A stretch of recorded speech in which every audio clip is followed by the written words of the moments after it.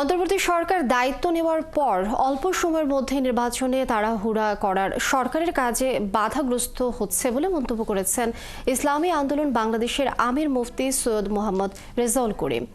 সকালে ইঞ্জিনিয়ার্স ইনস্টিটিউশনে ইসলামী শ্রমিক আন্দোলনের কেন্দ্রীয় সম্মেলনে অংশ নিয়ে তিনি বলেন, স্বাধীনতার 53 বছরে কোনো রাজনৈতিক দল দেশ দরদি হিসেবে কাজ করেছে বলে প্রমাণ করতে পারেনি।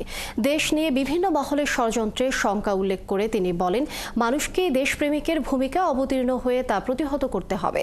পরে ইসলামী শ্রমিক আন্দোলনের 25 সালের কমিটি ঘোষণা করেন মুফতি সৈয়দ মোহাম্মদ রেজাউল করিম। আমাদের সামনে একটি নতুন সুযোগ তৈরি হয়েছে। এই সরকার তো অবসান অবস্থায় তারা দেশ পরিচালনার দায়িত্ব পালন করতেছে। সেখানে আমাদের দায়িত্ব কর্তব্য, তাদের ভুল ত্রুটি থাকতেই পারে, আমাদের দায়িত্ব কর্তব্য হলো সহযোগিতা পরামর্শ। এখন